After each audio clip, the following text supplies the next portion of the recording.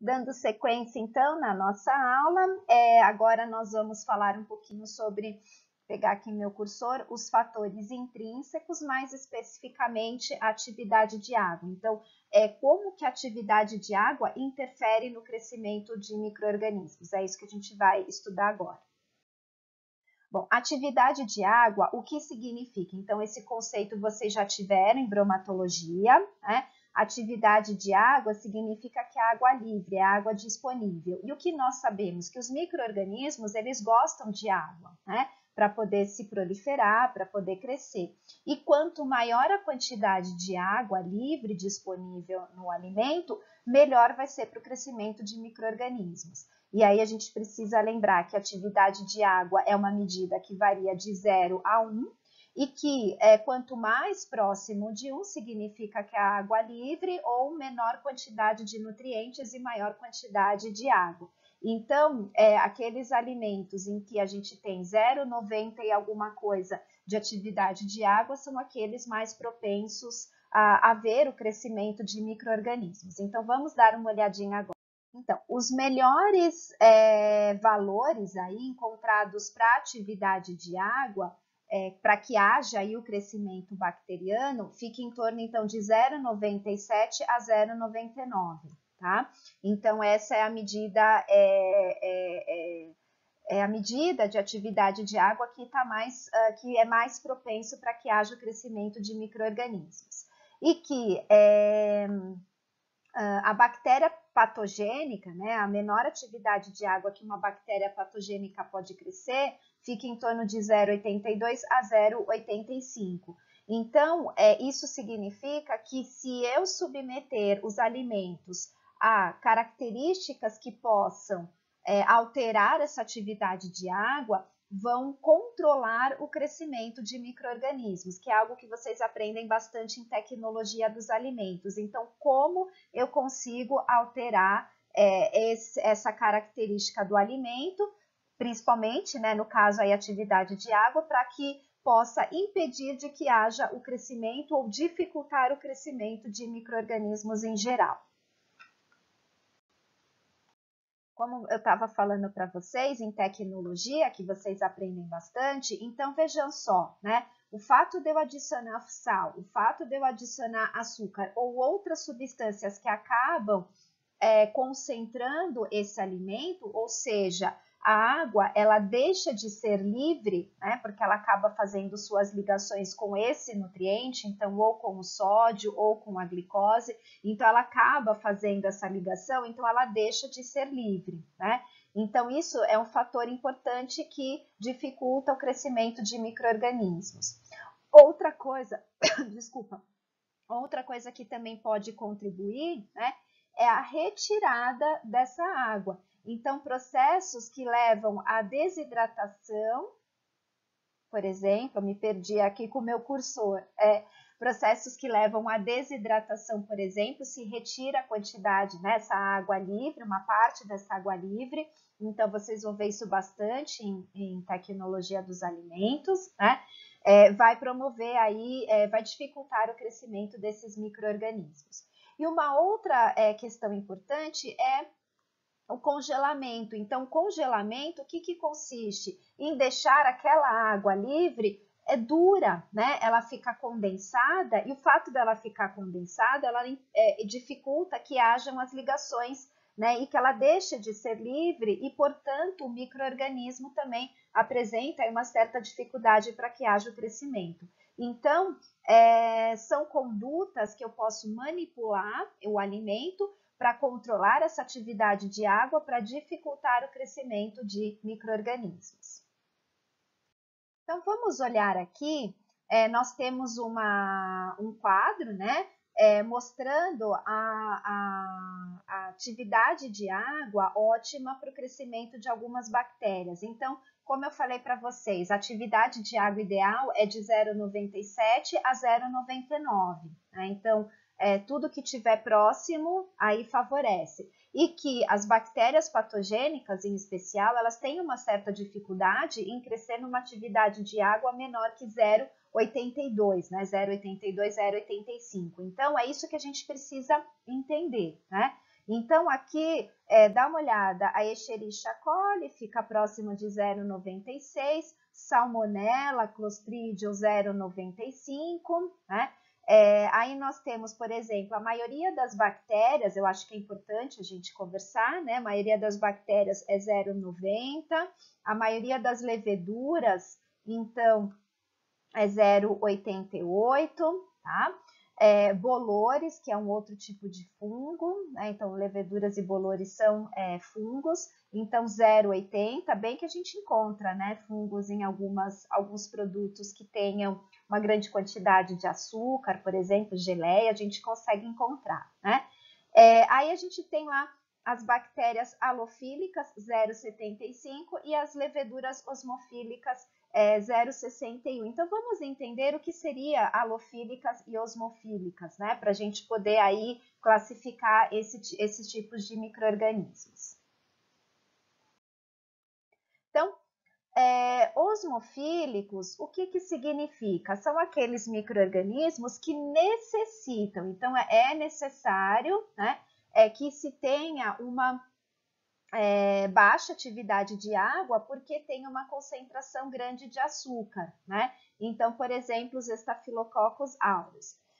Em compensação, nós temos os osmodúricos, que eles suportam esse ambiente, então, de baixa atividade de água e com uma grande concentração de açúcar, mas eles não necessitam. Então, eles não necessitam só desse tipo de ambiente, mas eles também podem crescer nesse tipo de ambiente.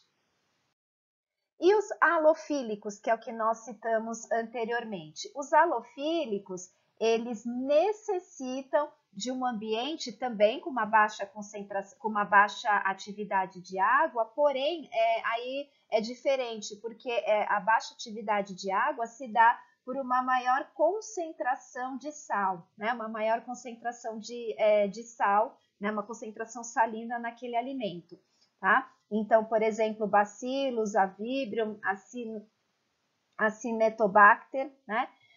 Os halodúricos, eles suportam crescer em ambientes em que tenham baixa atividade de água, com uma concentração mais alta de sal, mas eles não necessitam desse tipo de ambiente. Então, no caso, a gente tem as pseudomonas e a sarcina, né? Então, aqui a gente tem exemplos.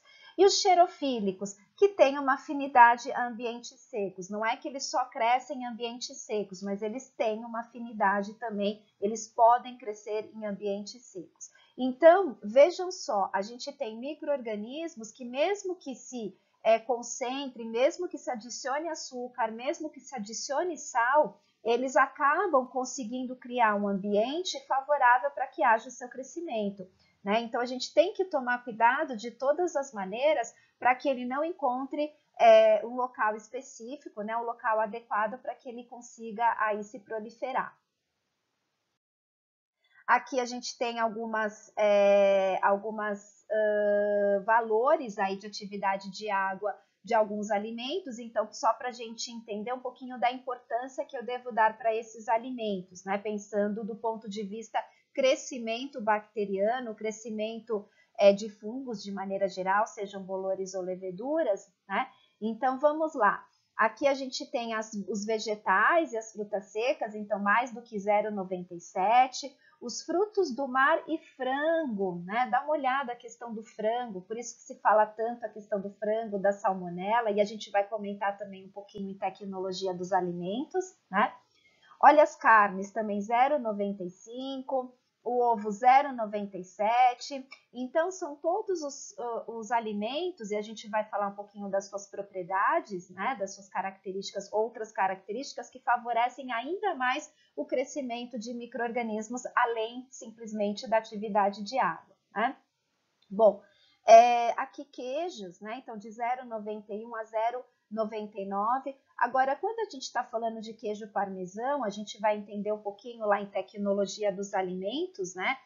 O porquê que o que é o queijo parmesão, como é que se constitui, por exemplo, mas a atividade de água dele é 0,68, 0,76. Então, é muito difícil que haja o crescimento de bactérias patogênicas. No entanto, pode ser que cresçam bolores, leveduras, então a gente não está livre de que haja crescimento de micro-organismos, né?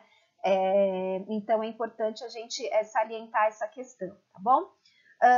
Agora, o fato de eu colocar o fato dessa carne ser curada, e a gente também vai falar um pouquinho lá em tecnologia, também pode ser que contribua aí para a redução do crescimento de micro-organismos, né? E a geleia, por exemplo, 0,75 a 0,80, então quer dizer, só para a gente ter uma ideia quais os alimentos que a gente precisa se preocupar mais ou menos. E aí, então, só para dar um exemplo, né? Que aí é isso que a gente vai abordar bastante também em tecnologia. Então, se eu tenho leite líquido, a atividade de água dele, né, é 0,99, 0,998. Então, ela é muito perecível, tem muita atividade de água, tem muita água livre, é muito fácil de que haja o crescimento de micro-organismos. Quando se transforma em leite condensado, ou seja, quando se adiciona açúcar e concentra essa atividade de água, ela cai para 0,83 a 0,90, né? Então, ela deixa de ser muito perecível e passa a ser um perecível médio, digamos assim. E aí, quando a gente retira essa água livre, né? Então, por exemplo, o leite em pó, transformando esse produto em pó, a atividade de água dele vira 0,6. Então, significa que ele deixa de ser perecível, né? E aí a gente tem um controle maior do crescimento de micro-organismos. Então, a gente vai discutir também bastante disso, né, em tecnologia dos alimentos. Então, se eu modificar a característica desse alimento, eu consigo promover, favorecer com que haja um controle maior do crescimento de micro-organismos de maneira geral, tá? E aqui nós temos os medidores de atividade de água, né? Então aqui a gente tem dois modelos. Eu acredito que nós tenhamos lá no laboratório esse aqui ainda, né? Eu acho que nós temos, que tá tudo ok, que depois de tanta coisa, né? De tantas mudanças, a gente já não sabe. Mas se a gente vai, né? Nós vamos fazer as aulas práticas e aí eu mostro para vocês, tá bom? O medidor de atividade de água. Então, esse é o medidor, né, para a gente poder medir a atividade de água dos alimentos e dos produtos de maneira geral, mas aí no caso nós estamos falando dos alimentos. Tudo bem? Pensando então nessa questão da atividade de água, eu vou deixar uma pergunta aqui para vocês, a gente vai discutir isso na aula mesmo, quando eu der aula para vocês, tá? Então, a pergunta vou pegar aqui meu cursor, devemos lavar os alimentos como frango, queijo e peixe? É muito comum, né, a gente lavar o frango, porque tem sangue, tem umas sujidades, o queijo ele vem com soro, então é muito comum a gente tirar da embalagem original e lavar e colocar para uma outra embalagem. O próprio peixe também, ainda mais que ele tem aquele cheiro, né?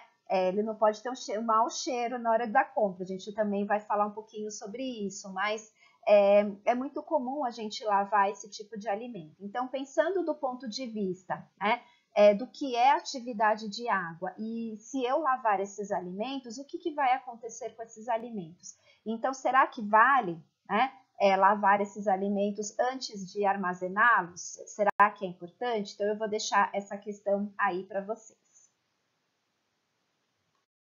E diante dessa pergunta que eu deixei aí para vocês pensarem um pouquinho a respeito da questão de se lava ou não alimento, pensem nessa imagem, né? Aqui nós temos um frango que está sendo descongelado, isso daqui são imagens verdadeiras, tá?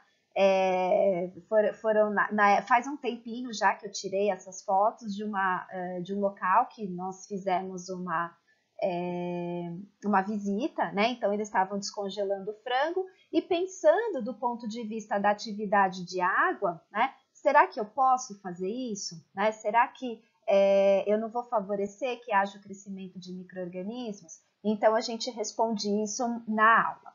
Bom, aí agora a gente vai dar sequência aos outros fatores intrínsecos, tá bom?